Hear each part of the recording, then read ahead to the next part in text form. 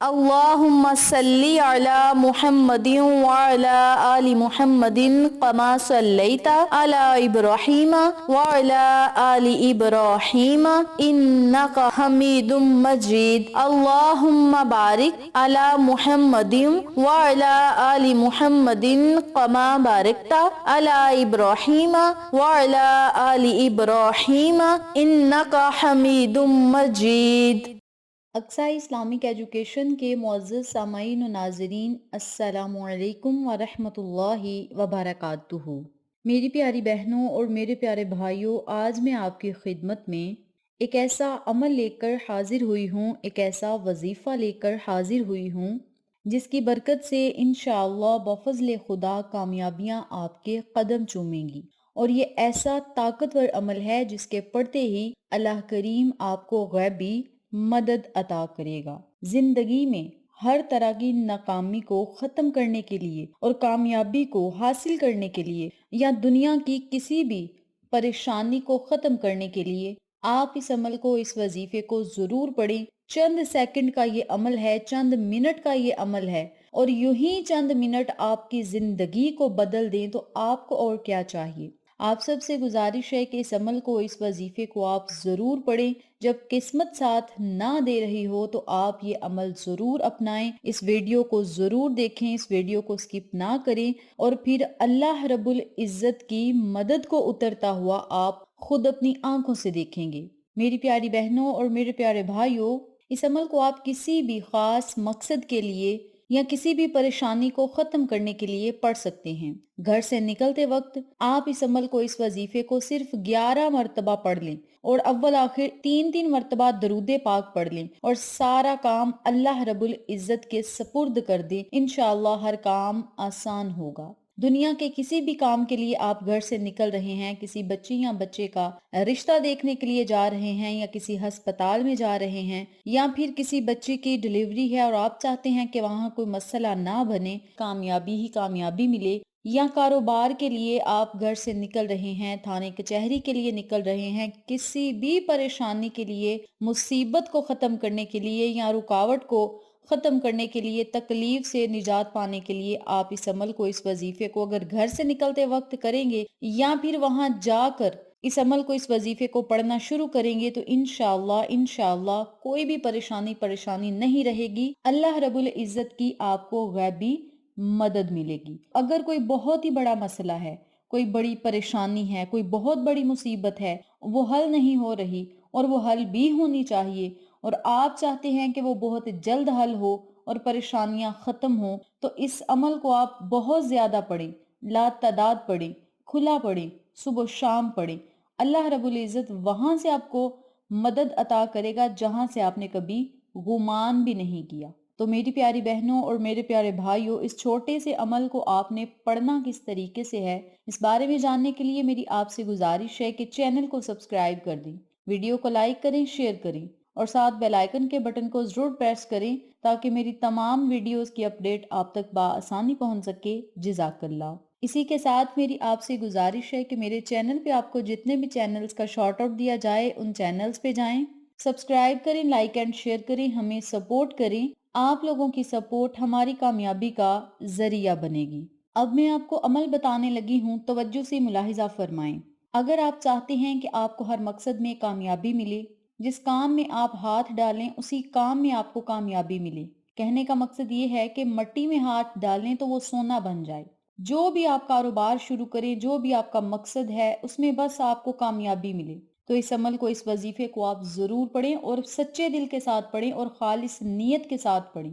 اگر نیت اچھی ہوگی تو اللہ رب العزت آپ کی نیت کے وسیلے سے ہی اور آپ کے نیک اعمال کے بدلے ہی آپ کو ضرور اجر عطا کرے گا اور بہت زیادہ پھل عطا کرے گا، بشرط یہ کہ عمل آپ نے یقین کامل کے ساتھ پڑھنا ہے۔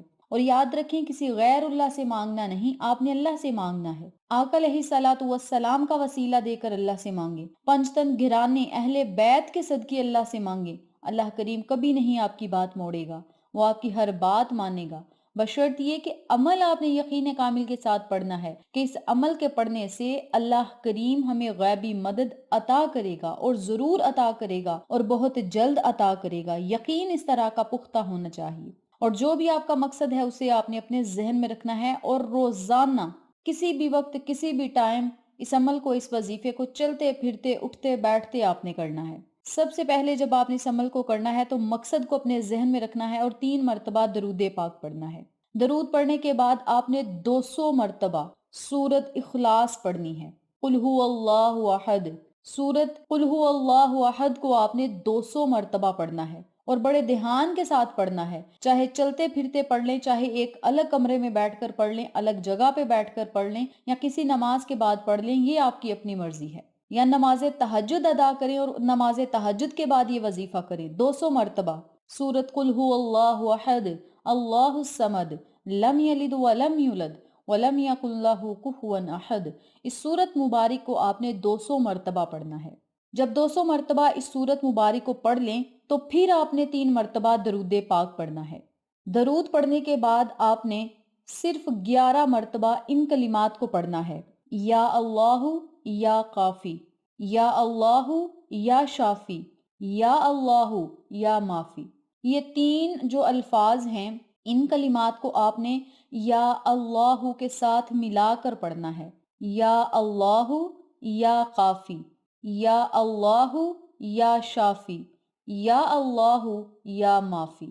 ان تینوں کلمات کو اکٹھا پڑھ کر ایک تصور کرنا ہے، اور اسی ترتیب سے صرف 11 مرتبہ ان کلمات کو پڑھنا ہے۔ میں پڑھ کے بتاتی ہوں، توجہ سے سنیں۔ یا اللہ یا کافی، یا اللہ یا شافی، یا اللہ یا معافی۔ یہ ایک مرتبہ ہو گیا۔ یا اللہ یا کافی، یا اللہ یا شافی، یا اللہ یا معافی۔ یہ 2 مرتبہ ہو گئے۔ اسی ترتیب سے، اسی طریقہ کار سے آپ نے صرف 11 مرتبہ ان کلمات کو پڑھنا ہے۔ آخر میں پھر آپ نے 3 مرتبہ درود پاک پڑھنا ہے۔ جب آپ نے سورت قل هو اللہ پڑھنی ہے، اس کے اول میں 3 مرتبہ درود پاک پڑھیں، پھر 200 مرتبہ سورت اخلاص پڑھ لیں، پھر 3 مرتبہ درود پاک پڑھیں، اور پھر 11 مرتبہ ان کلمات کو پڑھیں، آخر میں پھر 3 مرتبہ درود پاک پڑھیں۔ اور پھر اللہ رب العزت سے جب آپ نے مانگنا ہے تو آقا علیہ الصلاۃ والسلام کا وسیلہ دے کر اللہ سے مانگنا ہے، اہل بیت کے وسیلے سے اللہ سے مانگنا ہے، نبی کے پنجتن گھرانے کے صدقے اللہ سے مانگنا ہے۔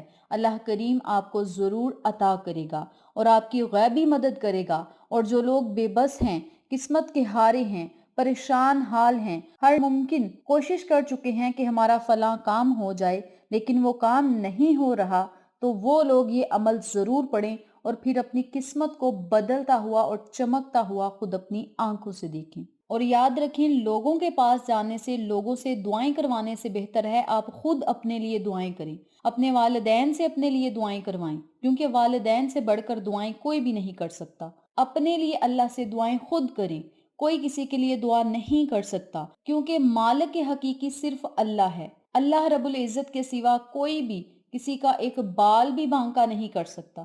جب کامیابیاں دینے کا اختیار ہی رب کریم کے پاس ہے، وہ خزانے ہی اللہ کے پاس ہیں، تو آپ لوگوں کے پاس کیوں جاتے ہیں؟ آپ اللہ سے مانگیں، اللہ کے پاس ہر طرح کے خزانے ہیں، وہ آپ کو جس طرح کے خزانے سے چاہے گا نوازے گا۔ آپ اس کی بارگاہ میں روئیں اور گڑ گڑائیں، اور اگر آپ چاہتے ہیں کہ کامیابیاں آپ کے بہت جلد قدم چومیں تو اس عمل کو آپ نماز تہجد میں بھی پڑھیں اور کسی فرض نماز کے بعد بھی پڑھ لیں، یہ آپ کی اپنی مرضی ہے۔ لیکن نماز تہجد کا وقت ایسا وقت ہے جب اللہ رب العزت بہت جلد دعاؤں کو سنتا ہے، شارق سے بھی زیادہ بندے کے قریب رب کریم تہجد کے وقت میں ہوتا ہے۔ اس کے علاوہ جب بندہ فرض نمازوں میں سجدے میں ہوتا ہے، پھر بھی اللہ کریم بندے کی شارق سے زیادہ قریب ہوتا ہے۔ تو آپ نمازیں ادا کریں اور پھر اللہ سے مانگیں اور پھر اپنی قسمت کو بدلتا ہوا خود دیکھیں۔ میری پیاری بہنوں اور میرے پیارے بھائیوں، اس چھوٹے سے عمل کو آپ ضرور پڑھیں، اللہ رب العزت سے مدد چاہیں، اللہ کریم آپ کو ضرور نوازے گا۔